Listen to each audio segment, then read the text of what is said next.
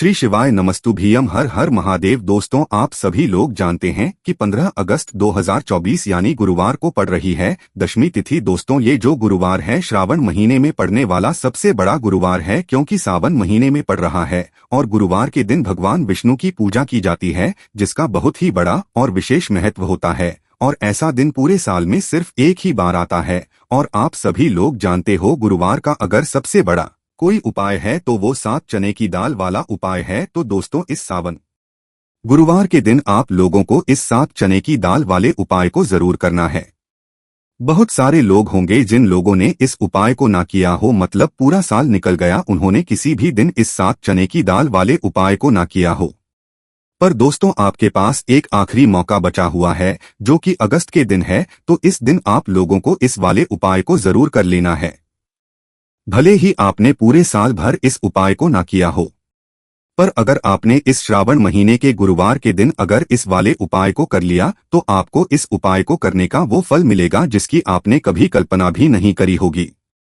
इसीलिए आप लोग इस वाले उपाय को एक बार जरूर कर लेना, ताकि आप लोगों के हाथ से यह मौका ना जा सके और आपको इस उपाय को करने का फल मिल सके।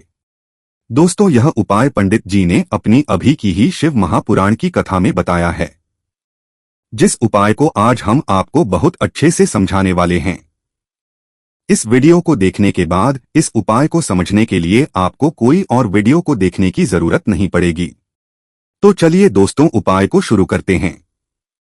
देखिए, ये इस श्रावण महीने के गुरुवार के दिन यह इतना खास होता है, इतना महत्वपूर्ण होता है। देखा गया है, कभी कभी बड़े बड़े पूजा पाठ अनुष्ठान से जो मनोकामना पूर्ण नहीं होते, वो श्रावण महीने के एक छोटे से उपाय करने से ही आपकी मनोकामना पूर्ण हो जाती है। और बहुत सारे लोगों ने इस उपाय को किया भी है और उनको इस उपाय को करने का फल भी जरूर मिला है। अगर आप लोग भी इस उपाय को करना चाहते हैं तो आप इस उपाय को पहले अच्छे से समझ लेना, सुन लेना, उसके बाद करना। आपको इस उपाय का फल जरूर मिलेगा। और इस उपाय को कर लेने से आपके घर में चाहे किसी भी प्रकार की दुख और समस्या क्यों ना चल रही हो, आपको उसका कारण भी नहीं है कि भाई ये समस्या किस कारण से चल रही है।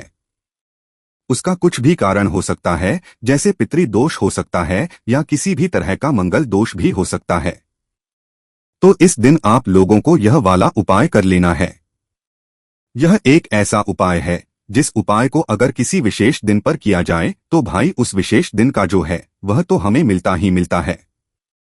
पर हमने उस दिन पर इस 7 चने की दाल वाले उपाय को किया है तो हमें उससे भी बड़ा फल मिलता है, और फल बहुत जल्दी मिलता है, क्योंकि आप इस उपाय को बहुत ही बड़े और विशेष दिन पर कर रहे हो। तो चलिए अब उपाय के बारे में बात करते हैं, लेकिन उससे पहले आप लोगों को यह जानना आवश्यक है कि आखिर ये उपाय किस समय करना है, किसको करना है और कैसे करना है। तो चलिए हम आगे आपको वीडियो में एक एक करके बता देते हैं।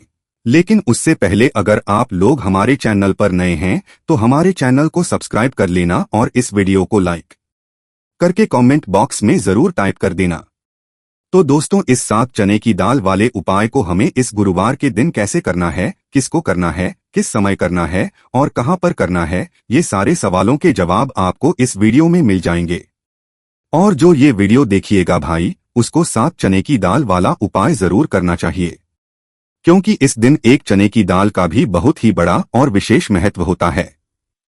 और जब बात आ जाए 7 चने की दाल, तो ये सोने पे सुहागा वाली बात हो जाती है और ये एक बहुत ही बड़ा उपाय हो जाता है इस गुरुवार दशमी का। तो अब दोस्तों, इस 7 चने की दाल वाले उपाय को आखिर करना किसको है, सबसे पहले हम लोग वो बात जान लेते हैं।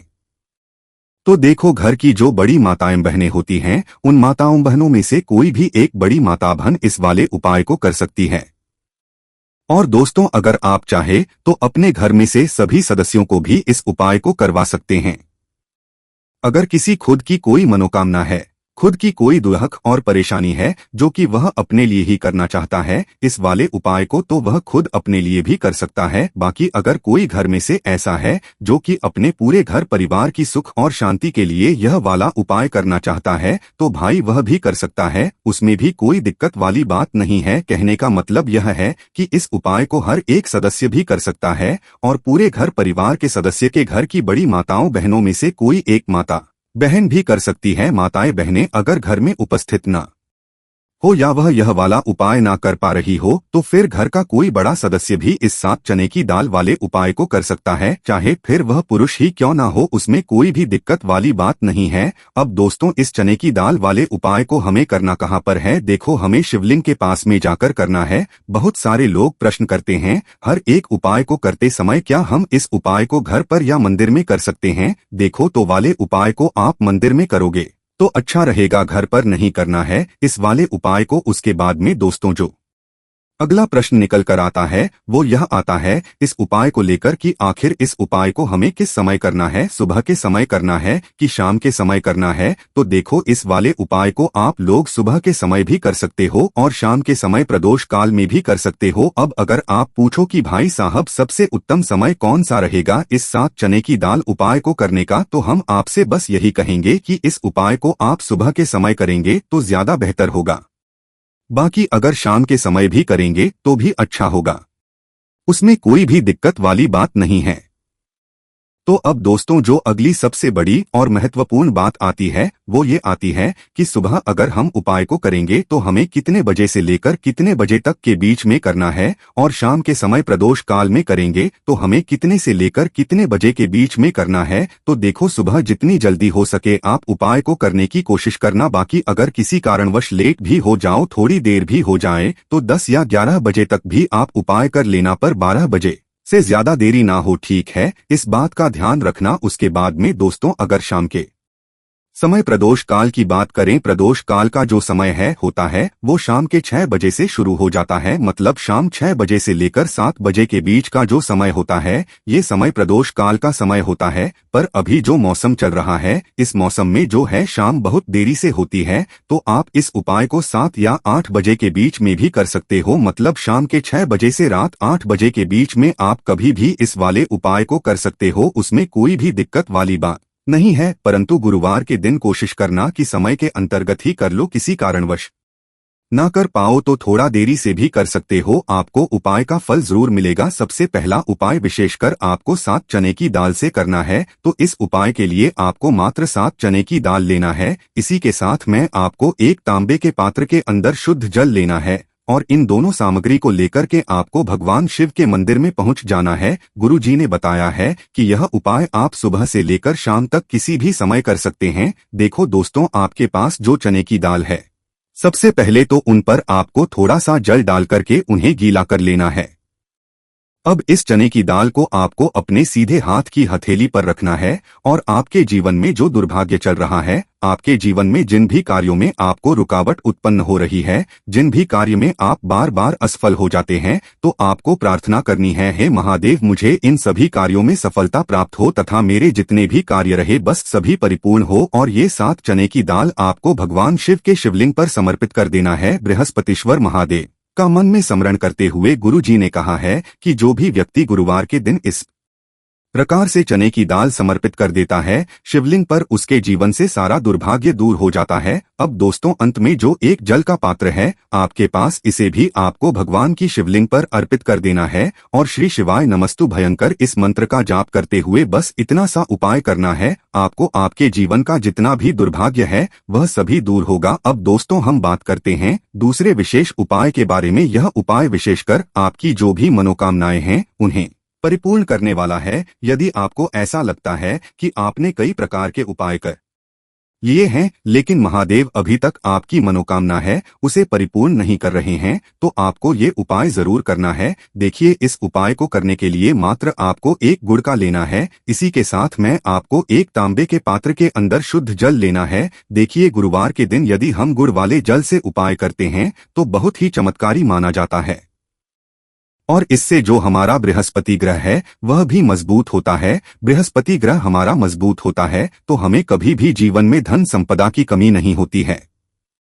हमारे जीवन में जो दुर्भाग्य होता है वह भी सौभाग्य में बदल जाता है।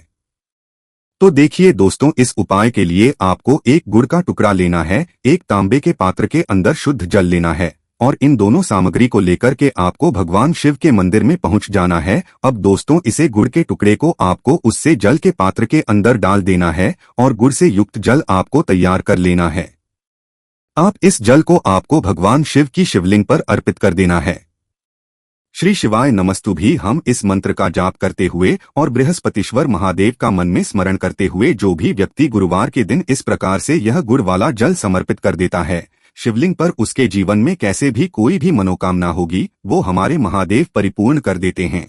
तो आपको मनोकामना पूर्ति के लिए ये छोटा सा और सरल सा उपाय भी अवश्य ही करना है। अब दोस्तों हम बात कर लेते हैं तीसरे विशेष उपाय के बारे में। देखिए दोस्तों, इस उपाय के लिए आपको मात्र एक तांबे के पात्र के अंदर शुद्ध जल लेना है। इसी के साथ मैं आपको 11 चावल यानी कि अक्षत के दाने लेना है। देखे चावल के दानों को लेते समय आपको ध्यान रखना है कि ये कहीं से भी टूटे हुए या फिर खंडित नहीं होने चाहिए। इसी के साथ में आपको थोड़ा सा पीला चंदन भी लेना है। अब देखो दोस्तों, सबसे पहले तो इन सभी सामग्रियों को लेकर के आपको पहुंच जाना है भगवान शिव के मंदिर में। देखिए दोस्तों, सबसे पहले तो आपके पास जो चावल के दाने हैं उनमें आपको ये पीला चंदन थोड़ा सा डाल देना है और उन चावल के दानों पर आपको थोड़ा सा जल डाल करके उन्हें गीला करना है, यानी कि उन चावल के दानों को आपको पीला कर लेना है। इसी प्रकार सबको इन चावल के दानों को तैयार करना है, यानी कि यह जो चावल के दाने हैं स्वर्ण के हो चुके हैं और ये जो आपने चावल के दाने स्वर्ण के सामान जो तैयार किए हैं इन्हें आपको भगवान शिव के शिवलिंग पर समर्पित कर देने हैं। बृहस्पतिश्वर महादेव का मन से स्मरण करते हुए। देखो गुरु जी ने बताया है कि जो भी व्यक्ति पीले चंदन से युक्त इन चावल को तैयार करके शिवलिंग पर गुरुवार के दिन इस प्रकार से समर्पित कर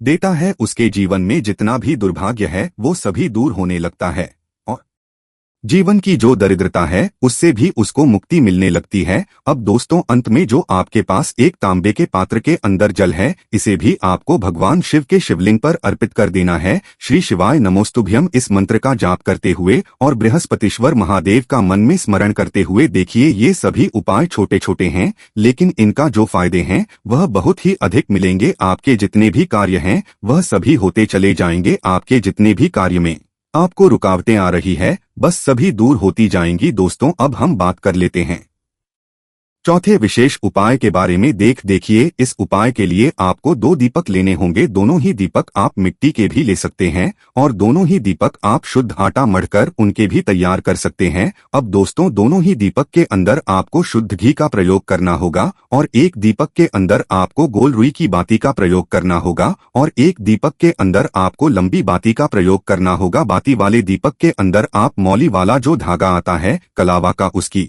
बाती का प्रयोग भी आप लंबी बाती वाले दीपक के अंदर कर सकते हैं। देखिए 2 दीपक वाला ये चमत्कारी उपाय केवल गुरुवार के रात्रि में ही किया जाता है, इसीलिए आपको इस उपाय को बहुत ही ध्यान से समझना। इसी के साथ में आपको 11 काले तिल के दाने लेना है और इसी के साथ में आपको मात्र 1 चुटकी हल्दी भी लेनी होगी। अब दोस्तों ये सभी सामग्री ले आपको रात्रि के समय पहुंच जाना है अपने घर में जहां कहीं भी तुलसी जी का पौधा, तुलसी माता का निवास स्थान है वहां पर। देखिए दोस्तों सबसे पहले तो आपके पास जो एक गोल बाती का दीपक उसे आपको तुलसी जी के वहां पर प्रज्वलित करना है। दीपक को प्रज्वलित करते समय आपको नमो भगवते वासुदेव आया इस मंत्र का 11 बार जाप कर लेना है। अब देखिए दोस्तों, आप जो 11 काले तिल के दाने के आए हैं उन्हें आपको अपने सीधे हाथ में रखना है और जो आपने गोल बाती वाला दीपक प्रज्वलित किया है माता तुलसी जी के वहां पर उसके ऊपर से आपको इन 11 काले तिल को घड्डी ही की दिशा में घुमाना है। आपको अपना नाम और अपनी गोत्र को बोल देना है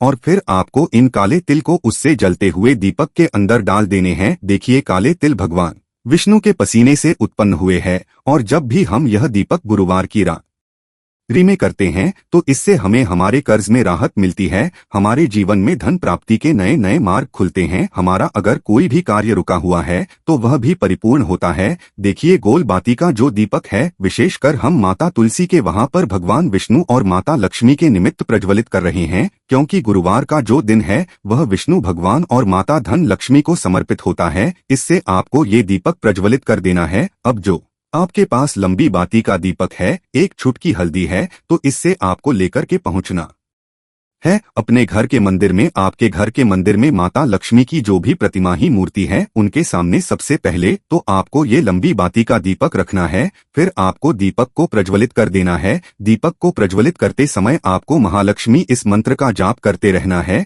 अब दोस्तों आपके पास जो 1 चुटकी है उसे आपको अपने सीधे हाथ में रखना है और इस 1 चुटकी हल्दी को आपको उस दीपक के ऊपर से 11 बार की दिशा में घुमाना है और आपको वो महालक्ष्मी नमः मंत्र का जाप करते रहना है और इस एक चुटकी हल्दी को आपको उसे दीपक के अंदर डाल देना है। देखिए, एक चुटकी हल्दी वाला जो दीपक है आपके जीवन से दुर्भाग्य को समाप्त करता है। माता लक्ष्मी की आपको कृपा प्राप्त करवाएगा, धन प्राप्ति के जीवन में नए नए मार्ग बनाएगा। तो इस प्रकार से आपको यह उपाय अवश्य करने हैं। दोस्तों, यदि आपको उपाय से किसी भी प्रकार का सवाल पूछना है तो आप कमेंट बॉक्स में पूछ सकते हैं। उपाय को करते समय आप किसी भी प्रकार की गलती नहीं करनी है। अगर आपको वीडियो अच्छी लगी हो तो चैनल को सब्सक्राइब जरूर करें। हर हर महादेव, ओम नमः शिवाय। दोस्तों, सावन का महीना भगवान भोलेनाथ की शक्ति का महीना माना जाता है और सावन महीने में जितना ज्यादा हो सके सारे कामों को त्याग कर अगर कोई भक्त विशेष तौर से भगवान भोलेनाथ को प्रसन्न करने में लग जाता है तो दोस्तों उसकी कुंडली के वारे न्यारे हो जाते हैं। साक्षात भगवान भोलेनाथ उसके जीवन में प्रवेश कर जाते हैं और भोलेनाथ का उसके घर में आगमन हो जाता है। इसी वजह से दोस्तों सावन का विशेष महत्व रहता है।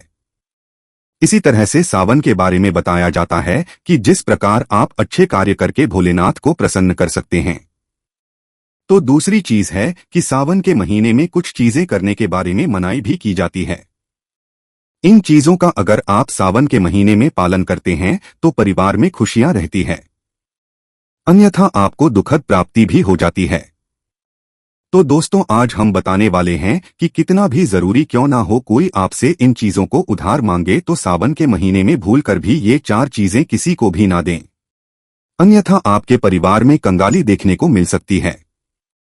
और दोस्तों, आगे बढ़ने से पहले आपसे निवेदन करते हैं कि वीडियो को लाइक जरूर करिएगा, दोस्तों को शेयर कर दीजिएगा और अगर आपने अभी तक चैनल को सब्सक्राइब नहीं किया है तो चैनल को सब्सक्राइब करके बेल आइकॉन जरूर दबाइएगा। अब दोस्तों, होता है आज के समय में उधार देना या लेना हर व्यक्ति के जीवन में जरूरी हो जाता है। कोई किसी को उधार देता है तो इस बात के लिए कि उन्हें उनके जीवन में अच्छी चीजें वापस प्राप्त हो, तो इसकी वजह से वो उधार देता है। तो कुछ व्यक्ति सामाजिक सरोकार निभाने के लिए उधार देते हैं, लेकिन दोस्तों सावन के महीने में आप ऐसा करते हैं तो आपके जीवन में कंगाली विद्यमान हो जाती है। बात करते हैं सबसे पहले चीज की। सावन के सबसे पहली चीज तो ये है कि भोलेनाथ से जुड़ी किसी भी प्रकार की चीज आप किसी व्यक्ति को उधार ना दें। जैसे कि भोलेनाथ से जुड़ा किसी भी प्रकार का फल, भोलेनाथ से जुड़ा किसी भी प्रकार का वस्त्र और भोलेनाथ से जुड़ी पूजा की सामग्री आप भूलकर भी किसी को उधार या दान के तौर पर भी ना दें, क्योंकि माना जाता है कि अगर आप इस प्रकार की सामग्री दूसरे व्यक्ति को देते हैं तो दोस्तों आपके घर से भोलेनाथ दूसरों के घर चले जाते और आपको वो नहीं प्राप्त हो जाता जो भोलेनाथ आपके लिए करने वाले थे। तो सबसे पहले आपको इस बात का ध्यान जरूर रखना चाहिए। इसी तरह दोस्तों, सावन का महीना धन प्राप्ति का महीना माना जाता है। भोलेनाथ साक्षात आपके घर के अंदर आगमन करने के लिए आते हैं, तो इस बात का आपको ध्यान जरूर रखना चाहिए कि सावन के महीने में भूलकर भी कोई व्यक्ति आपसे धन उधार मांगने के लिए आता है तो आपको उसे उधार रुपए नहीं देने चाहिए और सावन में किसी अन्य व्यक्ति से उधार भी नहीं लेना चाहिए। ऐसी मान्यता है कि सावन के महीने में आप उधार देते हैं या लेते हैं तो वो आपका धन कभी भी लौटकर नहीं आता, और जो धन आपने किसी अन्य व्यक्ति से लिया है वो कर्ज आपके ऊपर चढ़ता जाता है, वो कर्ज आपसे उतरता नहीं है। इसी वजह से ऐसा करने की मनाही की जाती है। इसी तरह दोस्तों, सावन का महीना भगवान भोलेनाथ को दूधाभिषेक करने का, भगवान भोलेनाथ दही अभिषेक करने का महीना माना जाता है और भगवान को सफेद चीजें चढ़ाई जाती है।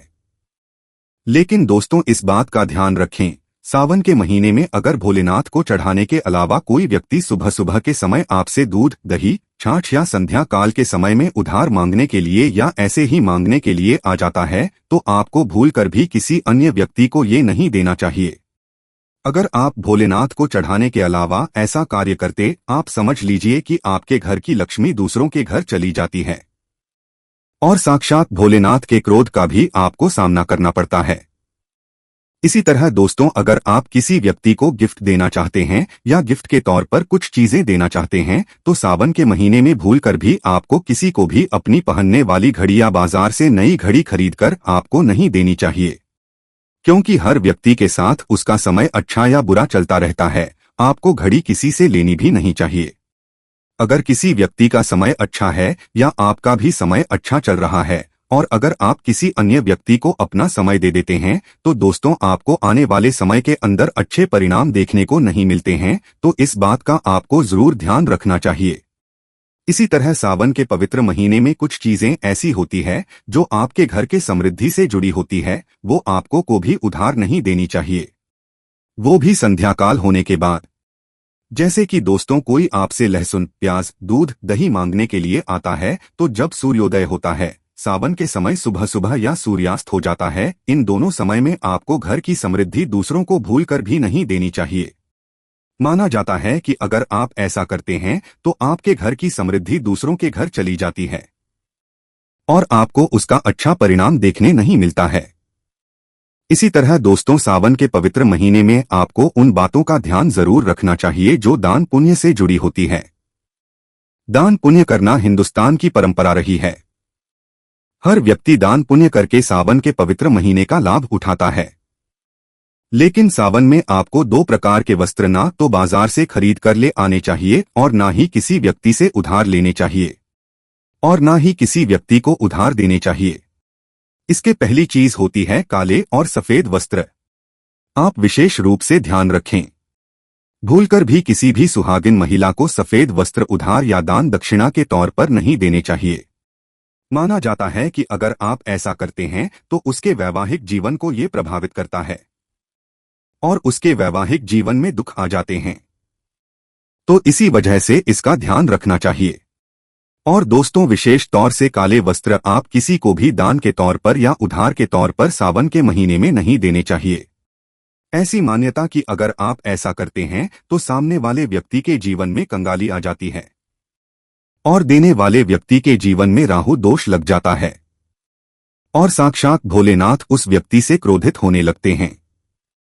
तो इस बात का आपको जरूर ध्यान रखना चाहिए। दोस्तों महिलाओं की आदत होती है जब रसोई के अंदर किसी प्रकार का सामान कम या ज्यादा होता है तो अपने आस पड़ोस में मांगने के लिए आ जाते हैं। लेकिन सावन का एक महीना ऐसा होता है जिस समय पर अगर अपनी घर के रसोई की चीजें किसी अन्य व्यक्ति को उधार या दान देते हैं तो आपके घर की समृद्धि दूसरों के घर चली जाती हैं। इसमें सबसे मुख्य है तरल चीजें। दोस्तों तेल, घी या फिर अपने घर की हल्दी, ये तीनों चीजें सौभाग्य के प्रतीक मानी जाती है। जिस घर में ये चीजें होती हैं, माना जाता है कि सावन के महीने के बाद उनके घर में समृद्धि बनी रहती है। तो सावन के महीने में अपने घर से किसी को भी भूल कर भी तेल, घी, इस प्रकार की चीजें आपको उधार ना तो देनी चाहिए और ना ही लेनी चाहिए। अगर आप ये गलती करते हैं तो देखते ही देखते आपके परिवार पर दुखद परिणाम देखने को मिल सकते हैं और आपके घर की समृद्धि दूसरों के घर चली जाती है। इसी तरह सावन के महीने में अगर आप किसी व्यक्ति को दान देने की सोच रहे हैं तो आप नए कपड़े दे सकते हैं, काले और सफेद रंग को त्याग कर। जो आपके अपने पहने हुए और अपने पुराने कपड़े भूलकर भी किसी को भी दान के तौर पर या पहने हुए कपड़े किसी को भी ऐसे नहीं देने चाहिए। माना जाता है अगर आप अपने पहने हुए कपड़े किसी अन्य व्यक्ति को देते हैं तो याद रखिए आपके पहने हुए कपड़ों के साथ आपकी समृद्धि जुड़ी हुई होती है। अगर वो दूसरों के घर चली जाती है तो आपको कंगाली या फिर इस प्रकार की चीजों का सामना करना पड़ता है जो आपके परिवार के लिए अच्छी नहीं होती।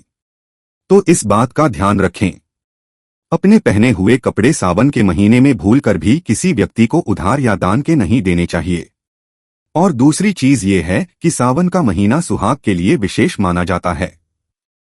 तो कोई भी सुहागिन महिलाओं की माता लक्ष्मी से जुड़ी चीजें आपके घर में समृद्धि को बढ़ाती है। माता लक्ष्मी को आमंत्रित करने का कार्य करती है। तो ऐसी चीजें जो लक्ष्मी से जुड़ी हो वो आपको किसी भी व्यक्ति को नहीं देनी चाहिए। और तीसरी चीज है कि महिलाएं, सुहागिन महिलाएं विशेष तौर से ध्यान रखें कि अपने सुहाग की चीजें जैसे माथे पर लगाने वाला सिंदूर, दूसरी चीज अपने गले में धारण करने वाला मंगलसूत्र और तीसरी चीज अपने पैरों में पहने जाने वाली पायल को और चौथी चीज अपने